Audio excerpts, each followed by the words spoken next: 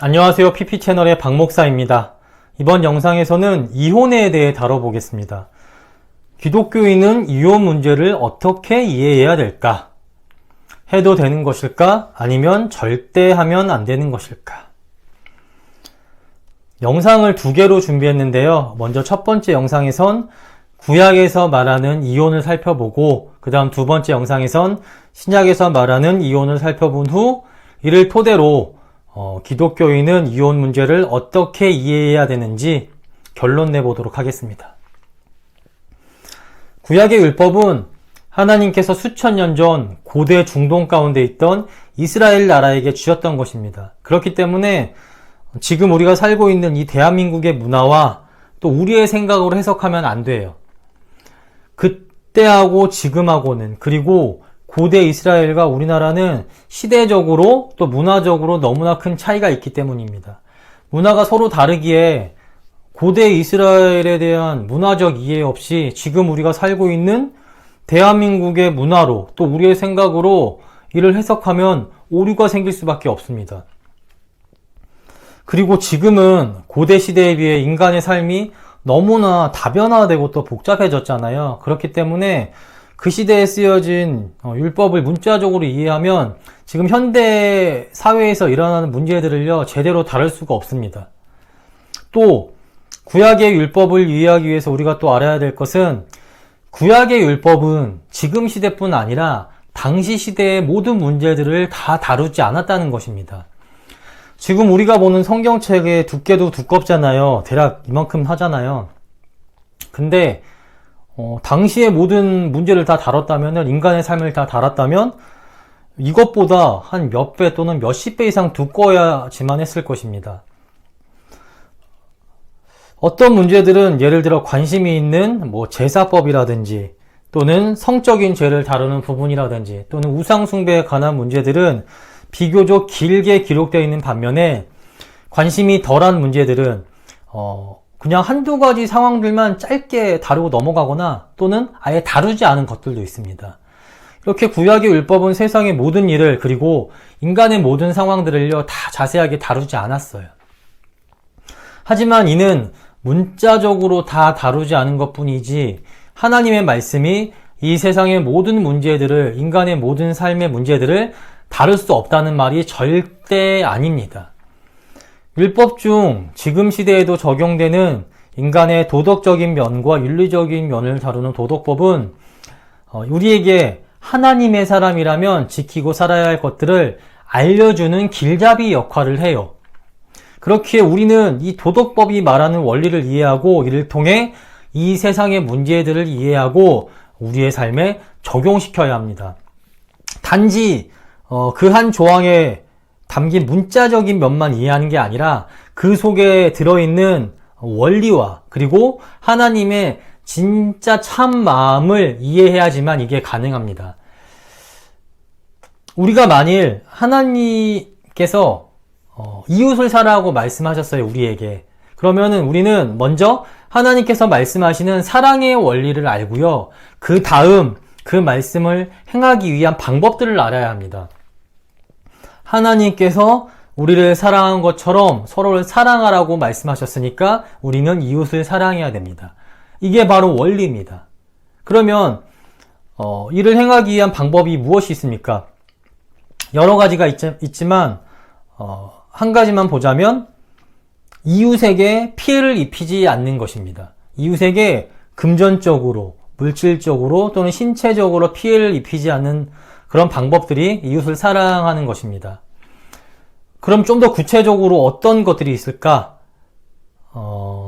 이웃의 물건을 도둑질하지 않고, 또 이웃에게 거짓말하지 않고, 이웃을 미워하지 않고, 그 다음에 이웃에게 욕하지 않고.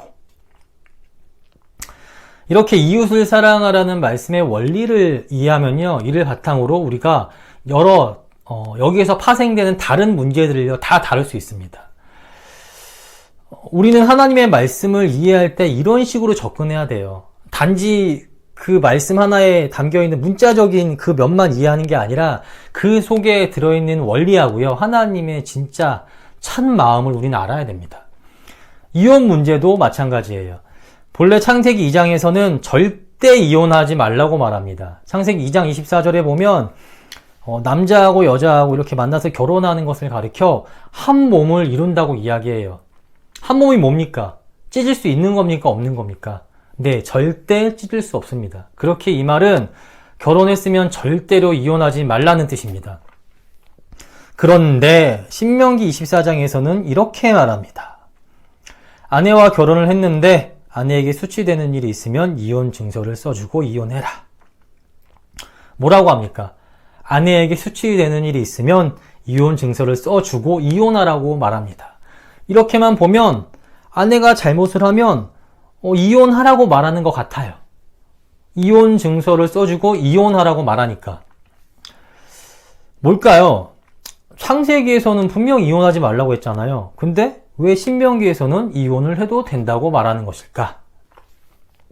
이를 알기 위해 필요한 게 이제 고대 중동 지역의 문화와 사람들의 생각, 그리고 이 말씀에 담긴 하나님의 진짜 마음을 아는 것입니다. 고대 중동은 아주 극심한 남성 우월주의였습니다. 여성의 인권은 없었어요.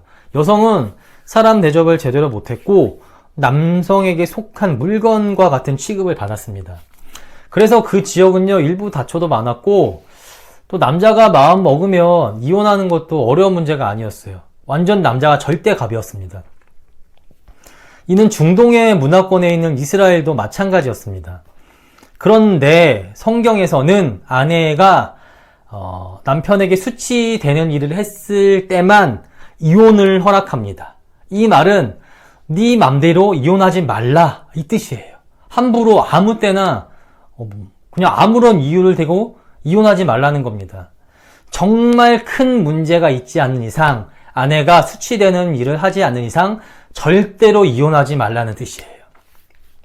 또한 그 당시 그 지역 여성들은 스스로 경제활동도 할 수 없었고 그저 남자 아래서, 보호 아래서요, 집안에서만 생활할 수 있었습니다. 스스로 독립적으로 지금 현대 여성들과 같이 생활할 수 없었어요.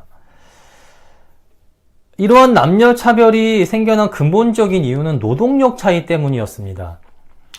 옛날에는 농업, 무슨 목축업 같이 노동력이 많이 들어가는 산업이 주를 이뤘잖아요. 그렇기 때문에 상대적으로 남자에 비해 노동력이 부족했던 여성들이요, 차별을 받았던 거예요. 아무튼 그러다 보니 결혼한 여자는 스스로 경제활동을 하기 힘들었고 남편을 통해서만 먹고 살 수 있었습니다. 그래서 아내가 수치스러운 일을 하여 이혼을 하게 될 땐 남편에게 이혼 증서를 써주라고 말하는 겁니다. 이혼 증서를 써줘서 이혼했다는 확실한 증명을 해주고 다른 남자에게 재혼해서요, 그 남자를 통해서 먹고 살 수 있게 해주는 겁니다. 본래 이혼을 하면 안 돼요. 절대 안 되지만 하나님께서는 한 사람의 인생을, 한 사람의 삶을 너무나 중요하게 여기셨기 때문에 이혼을 용인해 주신 겁니다. 하나님께서는 죄로 향하는 인간들에게 브레이크를 거시고 더 이상 타락하지 못하도록, 자기 맘대로 이혼하지 못하도록, 그리고 약자인 여성을 보호하기 위해 이혼 증서를 써주라 말씀하셨습니다. 이렇게 구약의 율법은 더 이상의 죄를 짓지 못하도록 죄를 억제하고 인간으로서 하나님의 뜻에 따라 최소한의 것은 지키며 살도록 하는 가이드라인 역할을 하였습니다.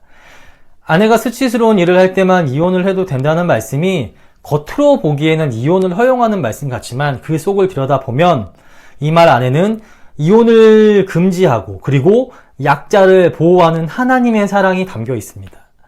본래 이혼은 절대 안 되지만 죄로 타락한 인간이 더 이상 잘못된 길로 가는 것을 막으시고자 또 약자를 사랑하시는 자신의 뜻을 담아 하나님은 이혼을 용인하셨습니다. 이것이 바로 구약에서 말하는 이혼입니다.